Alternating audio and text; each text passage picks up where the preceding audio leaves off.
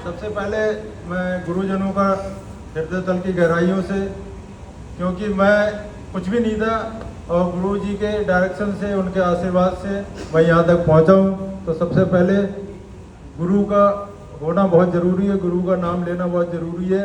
और बाकी सभी दमदार लीडर यहाँ पे सभी अचीवर बैठे हैं, सभी को राजेंद्र सिंह राणा का प्यार भरा नमस्कार।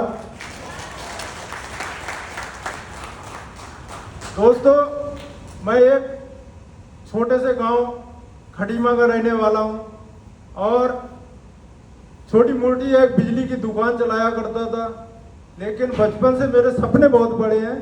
तो कहीं ना कहीं भगवान जो है तीन जो है उसको ऑफर देता है। तो सबसे पहला ऑफर था, दीपक कापड़ी थे जो आज पर्चवुड के होटल के मालिक हैं खटीमा में, हमारे महागुरु महेश पंत सर वहाँ पे ज़्यादा अधिकतर वहीं पे रुकते हैं। तो उन्होंने मुझे 2 साल तक मौका दिया कि मैं तुम्हें करोड़पति बनाऊंगा, मेरा साथ दो।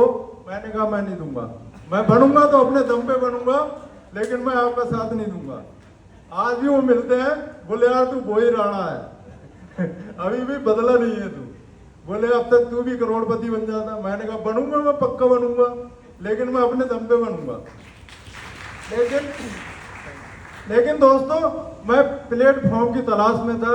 उसके लिए अकेले की बस की बात नहीं कि वो अकेला करोड़पति बन जाए, लेकिन एक पैरा बैंकिंग कंपनी मिली मुझे और मैंने 16 साल उसमें काम किया और सपने बड़े थे। रात दिन एक करके मैं वहाँ पे एक महीने में 1 करोड़ का व्यवसाय देने लगा, और लेकिन सपने पूरे नहीं हुए और वो संस्था एक रेत की तरह, सुनामी की तरह बह गई और मेरे सपने धरे के धरे रह गए।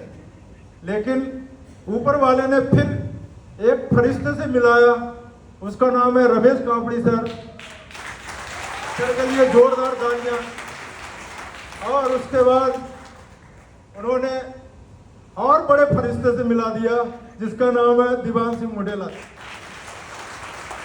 आज जो कहानी स्टार्ट होती, क्योंकि मैंने जो पैरा बैंकिंग कंपनी में करोड़ों रुपए लोगों के लगवाए, किसी ने बेटी की शादी के लिए रखा और किसी ने अपने बच्चे की पढ़ाई के लिए रखा, किसी ने अपने मकान बनाने के लिए रखा, लेकिन किसी के सपने पूरे कहाँ से कराता जब अपनी नहीं हुए पूरे, तो मैं कहाँ से कराता सपने।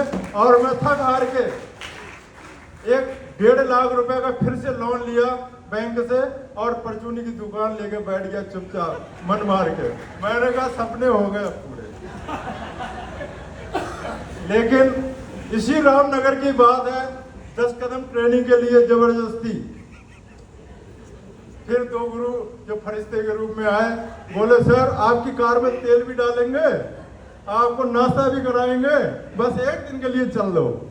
मैंने कहा साहब छोड़ दो, बहुत सारी कंपनी करोड़ों रुपए जमा करा कर सपने पूरे नहीं हुए, तो अब आप कौन होते हो। लेकिन ऊपर वाले को मंजूर कुछ और था।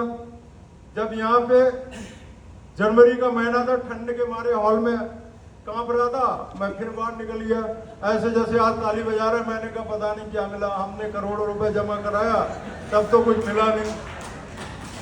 तो उसके बाद किसी महापुरुष थे जिन्होंने पकड़ के लाए, बोले सर इतनी दूर आए, थोड़ी देर तो सुन लो, थोड़ी देर। तो हमारे बीच महागुरु श्रीमान महेश पंत सर बैठे हैं।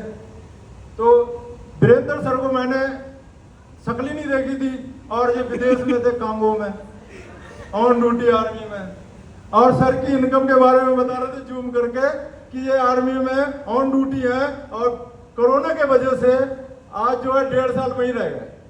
और वहां पे आर्मी की तरफ से इनके खाते में 12 लाख रुपए आए हैं और इन्होंने कुछ भी काम नहीं किया और इनके खाते में 16 लाख आ गए।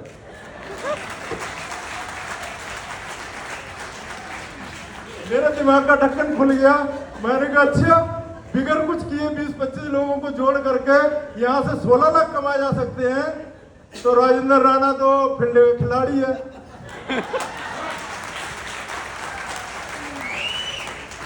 मैंने यहाँ पे शुरुआत की, लेकिन डर एक था कि मैंने करोड़ों रुपए लोगों के लगवाए थे अब मैं घर से निकलता हूँ या तो मेरी कार छीनेंगे या फिर चप्पल मारेंगे या जूता मारेंगे।